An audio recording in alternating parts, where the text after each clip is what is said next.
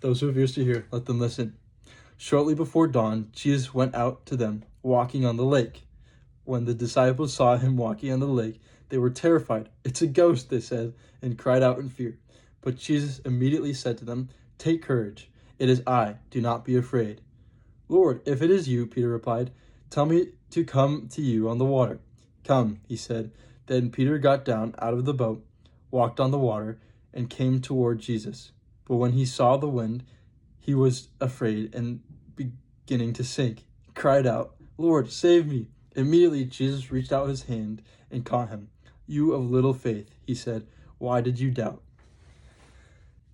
Just like in the story of the hemorrhaging woman, and pretty much any time, especially in Matthew, that Jesus performs a miracle for somebody significant, where they write a whole story about it, and like he's talking with them, he's always saying, your faith has made you well. It's all about your faith and what you believe in.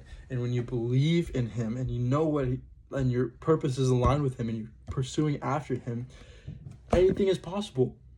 Peter was able to walk on water just like Jesus because he had faith that it was going, like he could do it. Not because Jesus was gonna like shoot power rays into him. He had the belief. He was acting out on faith, taking a step onto the water out of comfort, right? But then what creates him to sink is because he sees all the noise around him and he stops focusing on Jesus and stops focusing on his faith because he's notices the wind, right? And he's like, "Oh crap, what am I doing?"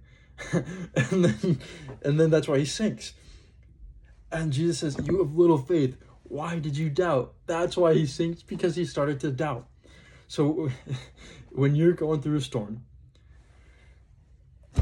you just got to have faith and know that he's going to take you out of it, because he will, but he needs you to have faith that you will and not to doubt. Because once you start to doubt, that's when you start to sink into depression, sink into deception. And when you're in those states, you're not walking. You're stuck in place. You're stuck in your head and you're sinking and you're not walking forward on the path. You just go down, right? Because the path of walking with Jesus is always like this. It's always going with him. Jesus is always on this path, right? This is the way, the truth, and the life. That's who he is. He's the good shepherd. So he's trying to lead you. But we, with our free will and our deception, or not our deception, but us being deceived, we go away.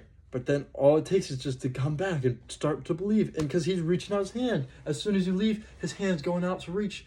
And he's not going to pull you back, because that's the point of free will. That's the point of love. Love only truly is love when it comes both ways. So he's like, "Hey, I'm still here for you. Hey, I'm still here for you. All you have to do is just come back. Come back and continue to believe and continue to have faith." And then he it doesn't say that he was immediately transported into the boat. No, he was brought back up onto the water. And then they walked back to the boat together. Like, it's so amazing. It's all about your belief and your faith. You have to have unshaken faith.